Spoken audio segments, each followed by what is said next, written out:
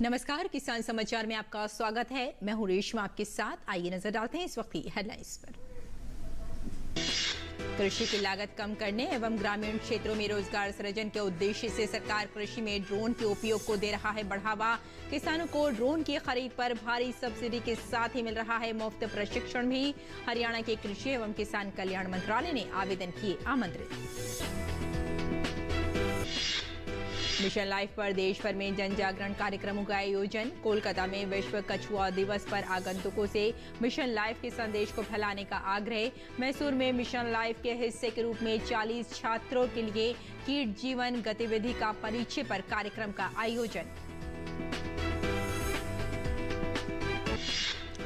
मौसम विभाग ने सक्रिय पश्चिमी विक्षोभ के कारण शुक्रवार तक जताया उत्तर पश्चिम भारत में बारिश का अनुमान। पश्चिम उत्तर भारत के मैदानी इलाकों में कई स्थानों पर गरज के साथ तेज हवाएं चलने और बरसात की संभावना।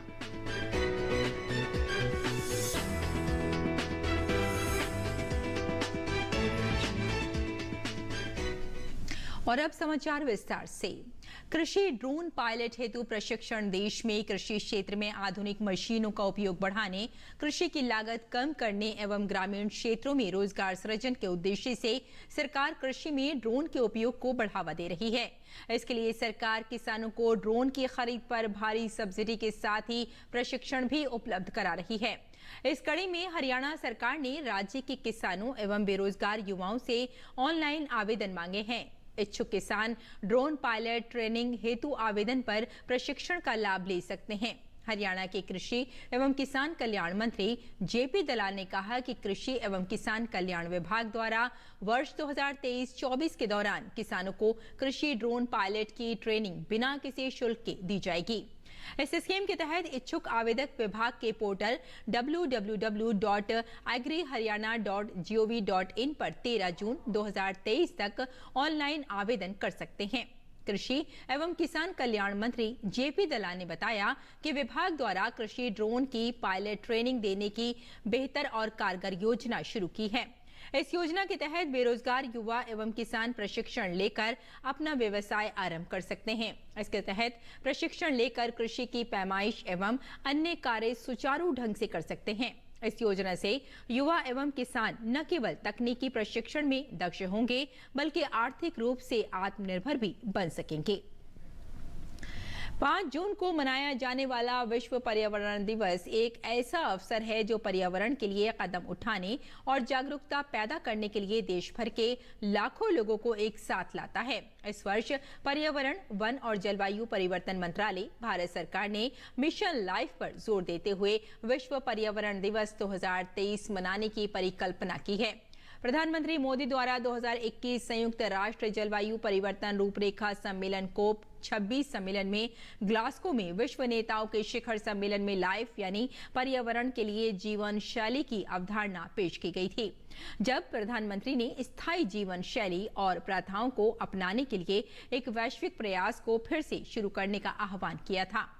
समारोह के उपलक्ष्य में लाइफ भर में देश भर में जन जागरण कार्यक्रमों का आयोजन किया जा रहा है। मैसूर में मंगलवार को मिशन लाइफ के हिस्से के रूप में 40 छात्रों के लिए कीट जीवन गतिविधि का परिचय पर कार्यक्रम आयोजित किया और इस प्रजातियों से संबंधित उनके बाहरी आकृति विज्ञान और आवास के बारे में जानकारी देकर जागरूकता पैदा की।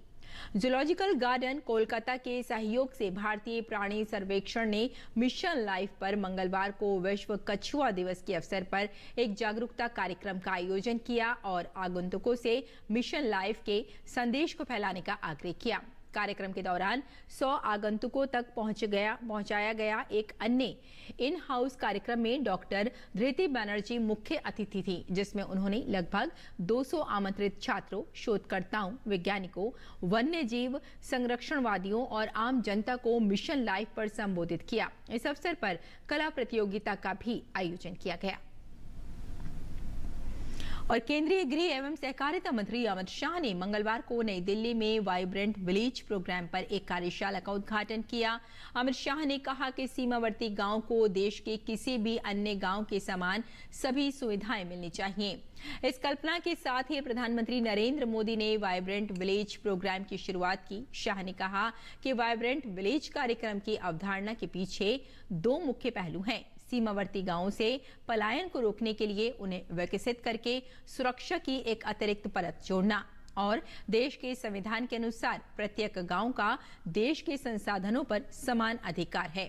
केंद्रीय गृह एवं सहकारिता मंत्री ने कहा कि देश की सीमाओं की सुरक्षा मोदी सरकार की प्राथमिकता है और ये राष्ट्रीय सुरक्षा से जुड़ी हुई है। गांवों को सुरक्षित रखे बिना भारत की सीमाओं को सुरक्षित नहीं रख सकते। देश भर के ज्यादातर इलाकों में गर्मी का सितम जारी है, लेकिन तपती गर्मी के बीच मौसम विभाग ने राहत की खबर दी है।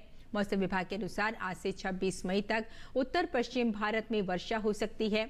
अगले 2 दिनों में पश्चिमी हिमालयी क्षेत्र में अधिकांश स्थानों पर गरज के साथ तेज हवाएं चल सकती हैं। पश्चिमोत्तर भारत के मैदानी इलाकों में कई स्थानों पर गरज के साथ तेज हवाएं चलने और वर्षा होने की संभावना है।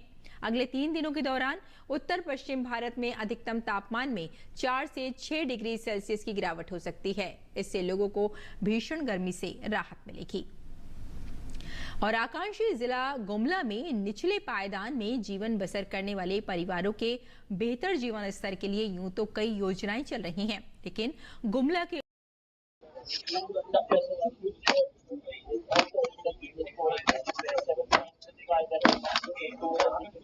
पड़ता है और यहाँ के जंगल में बहुत आयत मात्रा में बाज पाए जाते हैं। तुरी समुदाय के लोगों की ट्रेनिंग के लिए जिला प्रशासन की ओर से सुदूर ग्रामीण क्षेत्र सरांगो और विमरला में 2 क्लस्टर केंद्र बनाए गए हैं, जहां यह अपना व्यवसाय कर अपने जीवन स्तर को ऊंचा उठा रहे हैं। घाघरा प्रखंड के सरांगो क्लस्टर केंद्र में काम करने वाले तुरी समुदाय के लोगों का कहना है कि प्रशिक्षण और काम करने के लिए जिला प्रशासन की ओर से दिए गए किट से उन्हें काफी फायदा हुआ है। भवन बन जाने से अब बरसात के दिनों में भी काम बंद नहीं होता, जिससे उनकी बेरोजगारी की समस्या भी दूर हुई है। पहले यहाँ ट्रेनिंग दिए, जिला प्रशासन द्वारा हम लोग को ट्रेनिंग मिला और ट्रेनिंग के दरमियान हम लोग आधुनिक तौर तरीका से होने वाला बहुत तरह का हम लोग ट्रेनिंग में सीखे सामान बनाने के लिए। और पहले हम लोग बहुत कम ही सही सामान नहीं बना पाते थे और जो पूर्वज लोग बनाते थे उसी में हम लोग रह जाते थे। और अभी हम लोग ट्रेनिंग के दरमियान हम लोग को बहुत तरह का हम लोग को अच्छा सामान हम लोग को बनाने के लिए सिखाया गया और हम लोग का भी इनकम पहले से दुगुनी हम लोग का बढ़ गई है। और बढ़ने के दरमियान हम लोग को सुविधा भी बहुत तरह का दिया गया। तालाब बन गया कि सेंटर तो बढ़िया लागल, काम भी करेले और लाइट बाती पंखा सब लग गया, तो बरसात में भी दिक्कत नहीं होगी, काम करेले। और अब धूप दिन दिक्कत न के काम करेले। प्रकृति का साथ, पारंपरिक कला और आकांक्षी जिला गुमला में प्रशासन की पहल ने तुरी समाज की जिंदगी बदल दी है। जरूरत है कि ऐसी ही दूरदर्शी सोच से उपलब्ध संसाधनों का सदुपयोग कर लोगों के जीवन में बदलाव लाया जाए। गुमला से बलदेव प्रसाद शर्मा के साथ दिवाकर कुमार की रिपोर्ट।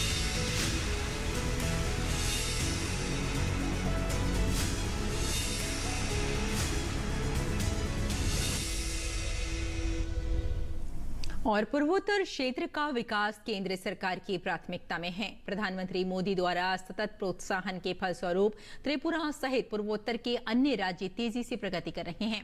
इसी क्रम में राजधानी नई दिल्ली स्थित दिल्ली हाट में केंद्रीय मंत्री तोमर ने त्रिपुरा के जैविक अनानास की लॉन्चिंग की। कृषि मंत्री ने कहा कि दिल्ली में त्रिपुरा के अनानास की ब्रांडिंग होने से इसके वैश्विक बाजार में मांग बढ़ेगी। देखते हैं ओपी यादव की यह खास रिपोर्ट। पूर्वोत्तर का राज्य त्रिपुरा अपनी प्राकृतिक सुषमा के लिए तो विख्यात है ही, अपने रसीले और अनूठे स्वाद वाले फलों के लिए भी जाना जाता है। यहाँ की स्वादिष्ट किस्म के अनानास की महक देश व दुनिया तक पहुँचे, इसके लिए केंद्रीय कृषि मंत्री नरेंद्र सिंह तोमर ने त्रिपुरा के प्रसिद्ध रानी किस्म के जैविक अनानास को देश की राजधानी नई दिल्ली स्थित दिल्ली हाट परिसर में एक समारोह में लॉन्च किया। केंद्रीय मंत्री तोमर ने कहा कि पूर्वोत्तर क्षेत्र हम सब का मस्तक है। नई दिल्ली में त्रिपुरा के अनानास की ब्रांडिंग होने से इसकी मांग बढ़ेगी और बागवानी करने वाले किसानों को फायदा होगा।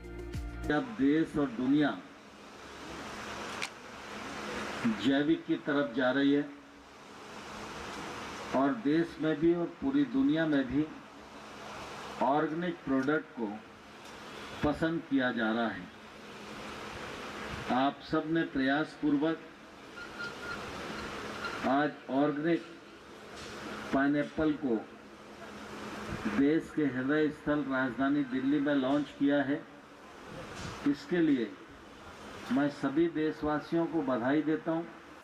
त्रिपुरा सरकार और स्टेट कोऑपरेटिव सप्लाई एवं मार्केटिंग फेडरेशन सिक्किम द्वारा आयोजित इस समारोह में मौजूद त्रिपुरा के कृषि एवं किसान कल्याण, ऊर्जा व संसदीय कार्य मंत्री रतन लाल नाथ ने कहा कि प्रदेश में 11,000 हेक्टेयर में अनानास की खेती होती है, जिसमें 5,000 हेक्टेयर में जैविक अनानास उगाया जाता है।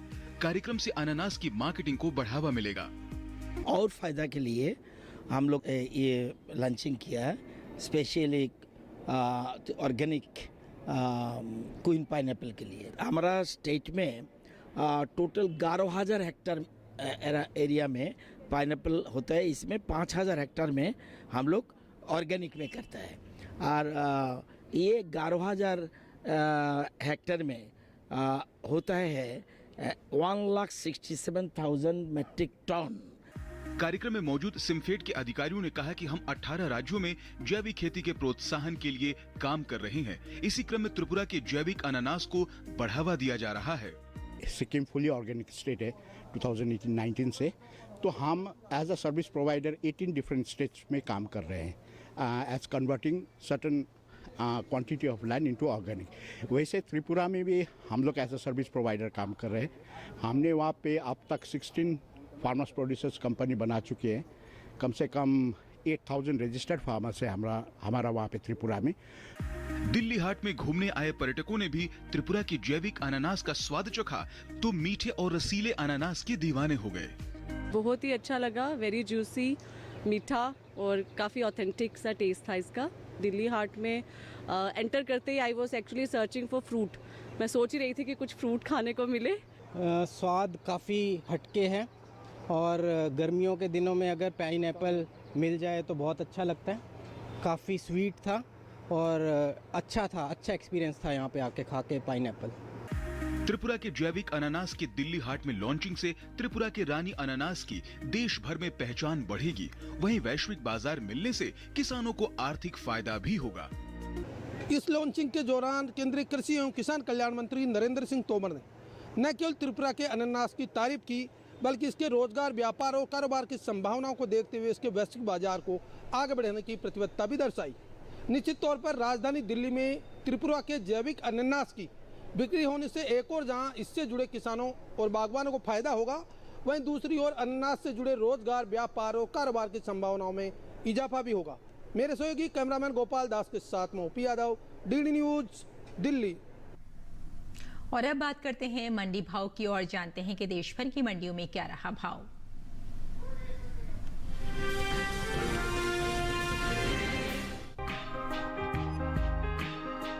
कृषि उपज मंडियों में मसूर की आवक सामान्य बनी हुई है। ज्यादातर कृषि उपज मंडियों में मंगलवार को मसूर बिकवाली के लिए पहुंची। भाव की बात करें तो एग्मार्कनेट के मुताबिक मध्य प्रदेश की काला पीपल मंडी में मसूर का कारोबार गिरावट के साथ हुआ। यहाँ 22 मई को इसका भाव 6,000 रूपए, जो कि 23 मई को 455 रूपए टूट कर 5,545 रूपए पर आ गया।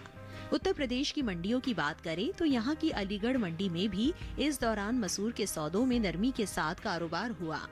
यहाँ 22 मई को मसूर का भाव था 7,250 रूपए, 23 मई को इसके भाव में 50 रूपए की गिरावट आई और भाव हो गया 7,200 रूपए। वहीं राज्य की सहारनपुर मंडी में 22 मई को मसूर का भाव रहा 6,550 रूपए, जो कि 23 मई को 10 रूपए की तेजी के बाद 6,560 रूपए पर पहुंच गया। जबकि सीतापुर मंडी में मसूर के सौदे कमजोरी के साथ हुए। यहाँ 23 मई को मसूर का भाव 10 रूपए टूट कर 6,850 रूपए से 6,840 रूपए पर आ गया। घरेलू स्तर पर इस साल मसूर की पैदावार में बढ़त का अनुमान जताया गया है। उम्मीद है कि इस साल मसूर की उपज बीते साल के मुकाबले 10% से ज्यादा हो सकती है। कृषि मंत्रालय के दूसरे अग्रिम अनुमान के मुताबिक साल 2022-23 के दौरान रबी मसूर की पैदावार 15,99,000 टन के पार जा सकती है, जबकि बीते साल की समान अवधि के दौरान मसूर की उपज 12,69,000 टन रही थी। यानी इस साल मसूर की पैदावार बीते साल के मुकाबले 3,30,000 टन अधिक होने का अनुमान जताया गया है। बता दें कि भारत से होने वाले दालों के निर्यात में इस साल खासी बढ़ोतरी देखने को मिली है। एपीडा के मुताबिक साल 2022-23 में अप्रैल से फरवरी महीने के दौरान कुल दलहन का निर्यात 6 लाख टन के पार पहुंच गया है, जबकि साल 2021-22 के दौरान दलहन का कुल निर्यात 3,42,550 टन का हुआ था। यानी इस साल कुल दलहन के निर्यात में 3,01,572 टन की बढ़ोतरी दर्ज की गई है।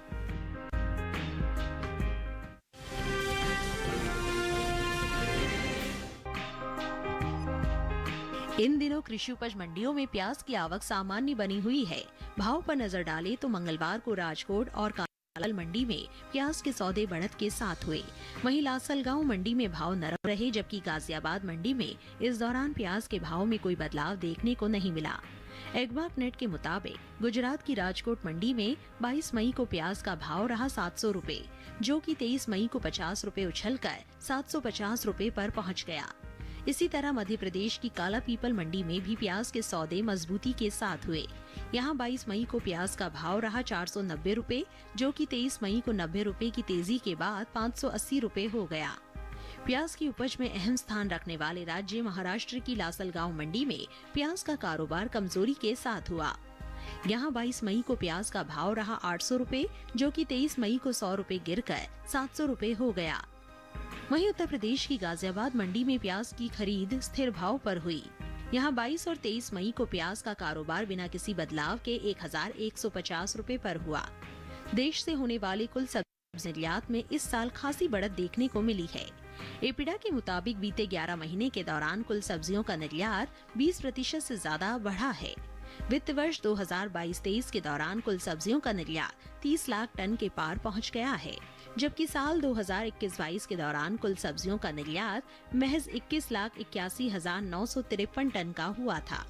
यानी वित्त वर्ष में अप्रैल से फरवरी महीने के दौरान कुल सब्जियों के निर्यात में 8,18,249 टन की बढ़ोतरी हुई है।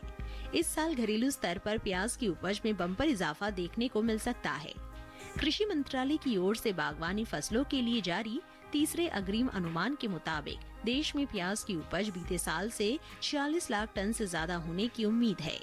साल 2021-22 के दौरान प्याज की कुल उपज 3,12,70,000 टन रहने का अनुमान जताया गया है, जबकि बीते साल की समान अवधि के दौरान प्याज की पैदावार 2,66,40,000 टन रही थी।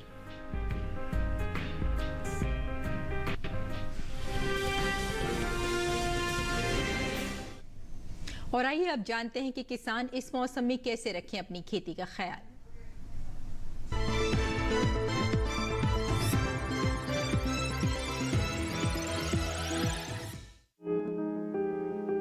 ओडिशा में धान की कटाई करे, धान के खेत से पानी की निकासी का प्रबंध कर ले। यहाँ गन्ने के खेत में सिंचाई करते रहे। इस समय लाल मिर्च में कीट लगने की संभावना बनी हुई है। ऐसे में लाल मिर्च में कीटों से बचाव के लिए कीटनाशक छिड़के। किसान जूट के खेत से जल निकासी की उचित व्यवस्था कर सकते हैं। इसके अलावा बैंगन की तुड़ाई करे। इसके टमाटर की तुड़ाई के लिए समय उपयुक्त है। ओडिशा में भिंडी की तुड़ाई करते रहें। अभी आम की तुड़ाई कर सकते हैं। इसके साथ ही केले की तुड़ाई भी करें। वहीं मूंग की कटाई कर ले। किसान उड़द की कटाई भी कर सकते हैं। पश्चिम बंगाल में धान की कटाई करे। धान के खेत से पानी की निकासी की उचित व्यवस्था करें। वहाँ जूट के खेत में निराई करते रहें। जूट के खेत से पानी की निकासी का उचित प्रबंध कर ले। इसके साथ ही अदरक की रुपाई कर सकते हैं। अभी मक्के की कटाई करते रहे। इसके अलावा अदरक में कीट लगने की आशंका है। ऐसे में अदरक में कृषि विशेषज्ञों की सलाह से कीटों से बचाव के लिए कीटनाशक का छिड़काव कर ले। अदरक में जरूरी उर्वरक का इस्तेमाल करें। पश्चिम बंगाल में प्याज के खेत में निराई करते रहें। किसान मूंगफली की खुदाई कर ले, साथ ही गन्ने के खेत में सिंचाई करे।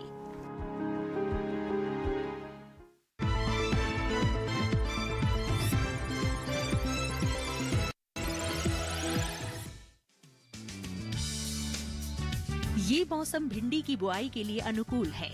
1 हेक्टेयर में भिंडी की बुआई के लिए 18 से 22 किलो बीज पर्याप्त है।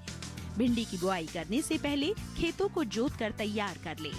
खरपतवार को साफ कर ले। बुआई करते समय कतार से कतार की दूरी 30 सेंटीमीटर और पौध से पौध की दूरी 13 से 15 सेंटीमीटर रखें। किसान भिंडी की कई किस्मों की बुआई कर सकते हैं, जैसे पूसा मखमली, पूसा सावनी, लाल भिंडी और IHR 31 आदि।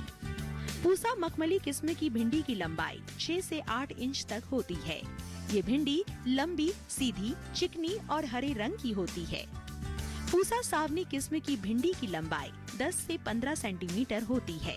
ये लंबी, पतली, नरम, चिकनी और गहरे हरे रंग की होती है। पूसा सावनी किस्म की 1 हेक्टेयर में 80 से 100 क्विंटल तक पैदावार ली जा सकती है। लाल भिंडी लंबी, सीधी और गुदेदार होती है, जबकि IHR 31 किस्म की भिंडी की लंबाई 24 सेंटीमीटर तक होती है।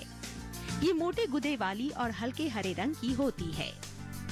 अगर बात सिंचाई की करें तो बुआई के तुरंत बाद फसल में पहली सिंचाई करें और फिर दूसरी और तीसरी सिंचाई 3 से 4 दिन के अंतराल पर करें।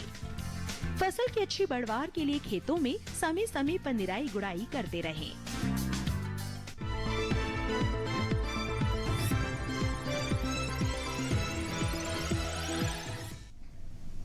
और खेती किसानी के साथ साथ आइए नजर डाल लेते हैं कुछ और महत्वपूर्ण खबरों पर। खास खबर में प्रधानमंत्री मोदी ने अपने ऑस्ट्रेलिया समकक्ष एंथनी अल्बनीज के साथ द्विपक्षीय बैठक की। इस दौरान भारत ऑस्ट्रेलिया संबंधों में हुई प्रगति की समीक्षा की गई। दोनों नेताओं ने विभिन्न क्षेत्रों में सहयोग बढ़ाने पर भी विचार विमर्श किया। द्विपक्षीय मुलाकात के बाद साझा वक्तव्य में पीएम मोदी और उनके ऑस्ट्रेलिया के समकक्ष ने आगे बढ़ते हुए संबंधों को रेखांकित किया। पीएम मोदी ने कहा कि दोनों देशों के संबंध आपसी विश्वास पर आधारित हैं। पीएम मोदी ने ऑस्ट्रेलिया की अपनी समकक्ष से मुलाकात में ऑस्ट्रेलिया में मंदिरों पर होने वाले हमलों और अलगाववादी तत्वों की गतिविधियों पर भी चर्चा की। पीएम ने कहा कि भारत और ऑस्ट्रेलिया के सौहार्दपूर्ण रिश्तों को कोई भी तत्व अपने विचारों या एक्शन से आघात पहुंचाए, ये स्वीकार्य नहीं है। राष्ट्रपति श्रीमती द्रौपदी मुर्मू झारखंड के 3 दिवसीय दौरे पर देवघर पहुंची। राष्ट्रपति ने देवघर स्थित बाबा बैद्यनाथ धाम ज्योतिर्लिंग में पूजा अर्चना से अपने झारखंड दौरे की शुरुआत की।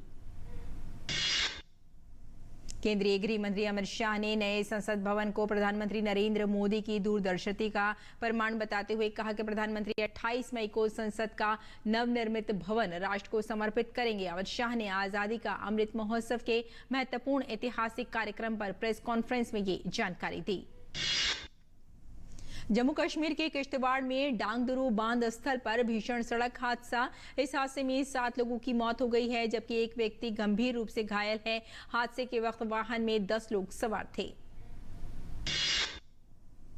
बेंगलुरु में G20 व्यापार और निवेश कार्य समूह की दूसरी बैठक का औपचारिक रूप से उद्घाटन। विश्व व्यापार संगठन सुधार का विषय तकनीकी सत्र में चर्चा के लिए शामिल। नॉलेज पार्टनर द्वारा इस विषय पर एक प्रस्तुति भी दी जाएगी। जम्मू और कश्मीर के श्रीनगर में आयोजित 3 दिवसीय G20 टूरिज्म वर्किंग ग्रुप की बैठक। इस बैठक में शामिल होकर 15 से ज्यादा देशों के 60 से ज्यादा विदेशी प्रतिनिधियों ने श्रीनगर में देश की पर्यटन और सांस्कृतिक धरोहर को देखा। धारा 370 के हटने के बाद से जम्मू कश्मीर में G20 टूरिज्म वर्किंग ग्रुप की बैठकें पाकिस्तानी प्रोपेगेंडे को भारत का करारा जवाब। पहले 2 प्रयासों में विफल होने के बाद यूपी के ग्रेटर नोएडा की इशिता किशोर ने सिविल सेवा 2022 परीक्षा में इस बार टॉप किया है। कभी हौसला मत छोड़ो के मंत्र के साथ इशिता ने कामयाबी हासिल की है। तो किसान समाचार में फिलहाल इतना ही। अनुमति दें, नमस्कार।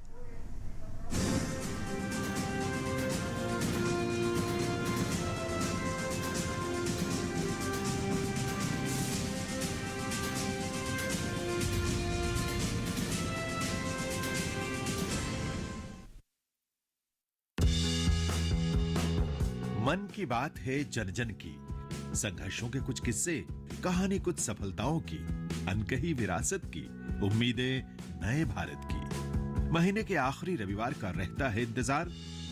ब्रह्मपुत्र के घाट से हिमालय के विस्तार तक होती है मन की बात प्रधानमंत्री के साथ। तो सुनिए इस महीने 28 मई सुबह 11 बजे मन की बात। आकाशवाणी और दूरदर्शन के सभी चैनलों पर। इसके अतिरिक्त आकाशवाणी और दूरदर्शन के YouTube चैनल और प्रसार भारती के ऐप न्यूज ऑन एयर पर सजीव प्रसारण लाइव स्ट्रीमिंग के माध्यम से। तो याद रखें, रविवार 28 मई सुबह 11 बजे मन की बात।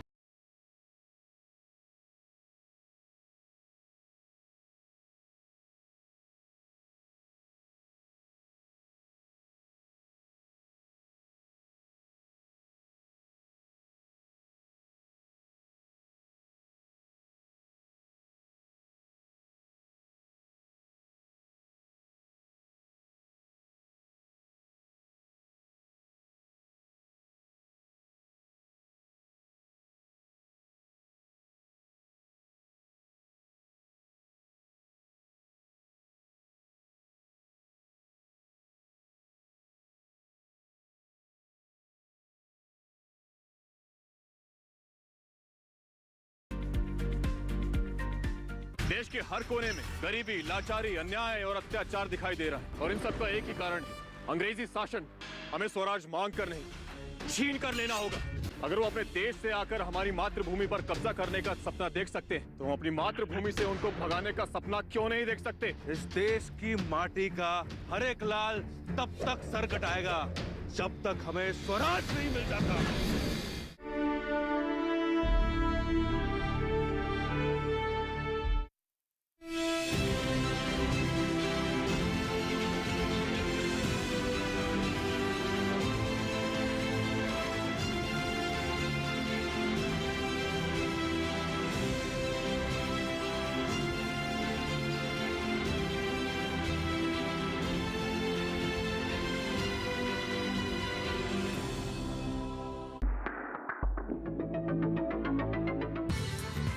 नेत्रहीनों की आंख बनने की कोशिश करती डेनमार्क की एआई आधारित ऐप वीडियो कॉल के जरिए देख सकने वालों से जोड़ती इस ऐप के बारे में जानिए मंथन में इस शनिवार सुबह 10 बजे सिर्फ डीडी नेशनल पर।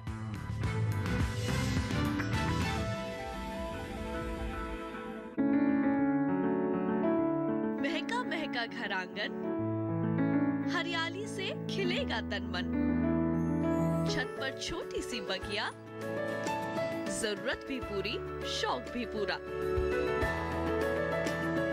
देखिए छत पर बागवानी, शनिवार सुबह 9 बजे। ड्रामा, एक्शन और रोमांस से भरी सिर्फ ब्लॉकबस्टर ही नहीं, लेकर आ रहे हैं पर्दे के पीछे से मजेदार किस्से। बॉलीवुड टॉकीज अन्नू कपूर के साथ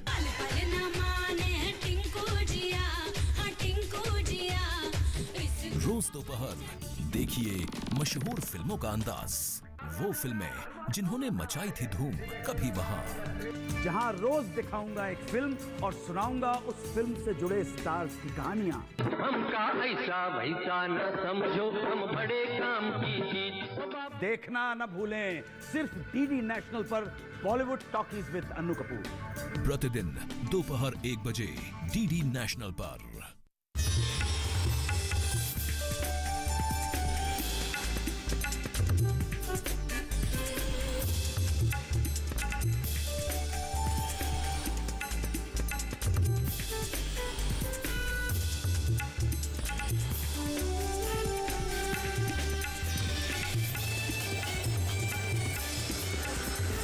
डीडी के साथ बदलते भारत की शान।